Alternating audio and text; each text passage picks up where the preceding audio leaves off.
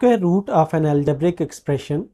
Square root उसी तरह algebraic expression का है जैसे हम आम स्क्वायर रूट लेते हैं। मिसाल के तौर पे अगर हमारे पास 4 हो तो इसके जो स्क्वायर रूट हैं वो +-2 होते हैं कि 2 और 2 को आपस में मल्टीप्लाई किया जाए तो रिज़ल्ट हमारे पास 4 आता है।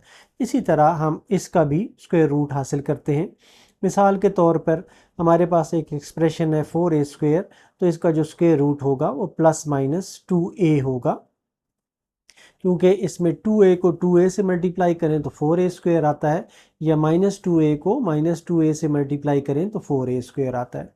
दो मेथड इसमें यूज़ होते हैं, एक फैक्टराइजेशन का मेथड और दूसरा डिवीजन का मेथड। तो पहले हम फैक्टराइजेशन के मेथड की हम एक एग्जांपल देखते हैं। हमारे पास है 36x⁴ - 36x² + 9। तो इसमें से हम 9 अगर कॉमन ले लें तो बाकी बचता है 4x² - 4x⁴ - 4x² + 1।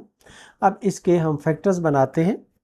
तो ये है 2x² का whole square -2 × 2x² multiplied by 1 और ये 1 का स्क्वायर।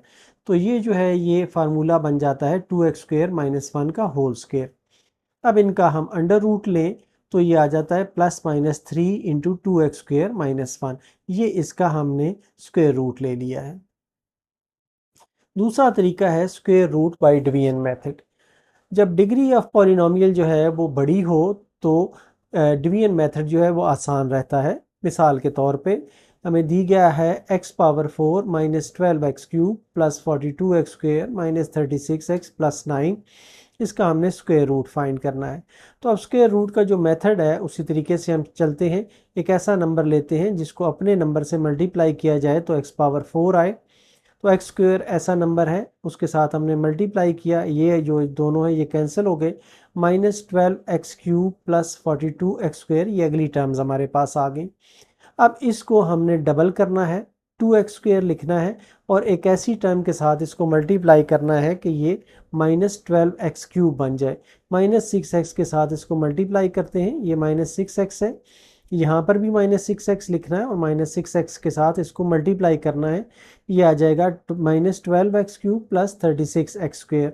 यहाँ पर प्लस और यहाँ पर माइनस आ जाएगा, ये आपस में कैंसिल हो जाएंगे। तो ये आ जाएगा 6x² - 36x + 9। अब ये वाली टर्म जो है ये इसी तरह रहेगी। इस टर्म को हमने डबल करना है, -12x आ जाएगा और ऐसे नंबर से मल्टीप्लाई करना है इस टर्म को कि 6x² आ जाए, इसलिए 3 से मल्टीप्लाई करें तो ये 6x² आ जाता है। सबको हमने 3 से मल्टीप्लाई करना है।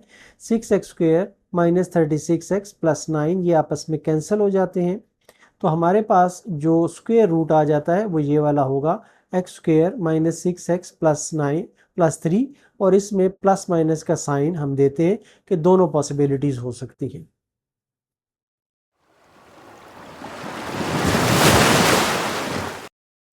नेक्स्ट है real world problems of factorisation.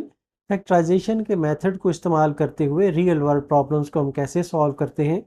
ये मुख्तलिफ फील्ड्स में, इंजीनियरिंग में, फिज़िक्स में, फाइनेंस वगैरह में यूज़ होती हैं।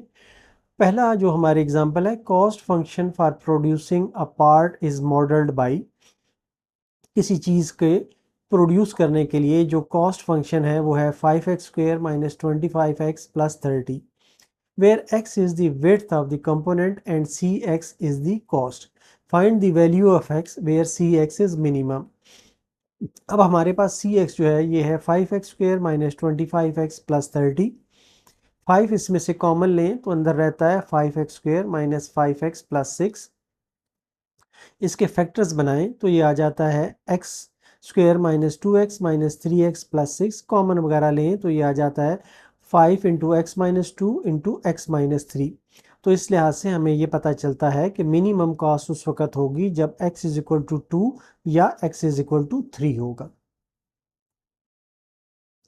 सेकेंड एग्जांपल है, the potential energy UFX of a particle moving in a cubic potential is expressed as UFX is equal to x³ - 6x² + 12x - 8।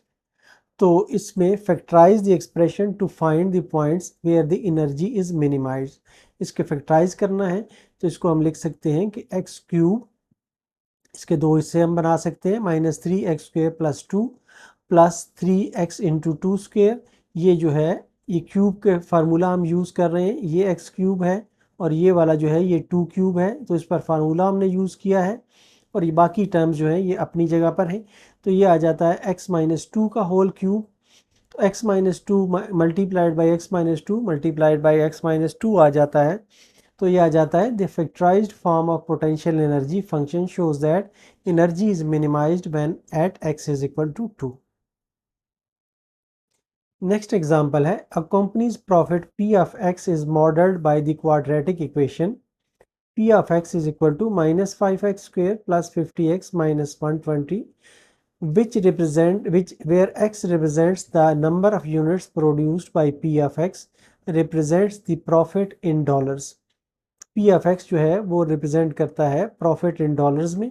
Find how many units should be produced, x जो है number of units है produce two maximise profit. अब हमारे पास जो P of x है ये है -5x² + 50x - 120, -5 इसमें से कॉमन निकालें तो ये x² -10x + 24 आ जाता है। इसके हम फैक्टर्स बनाएं, x² -4x -6x + 24। इसको फर्दर हम कॉमन वगैरह लें तो ये आ जाता है -5 × x - 4 × x - 6। अब यहाँ पर हम देख सकते हैं कि प्रॉफिट विल बी ज़ीरो जब x = 4 हो या x = 6 हो, तो प्रॉफिट ज़ीरो हो जाएगा। तो कोएफिशिएंट ऑफ x² क्योंकि नेगेटिव है इसलिए मैक्सिमम प्रॉफिट उस वक्त आएगा जब इन दोनों के दरमियान मिड पॉइंट पर हो। मतलब है x = 4 + 6 / 2 = 5।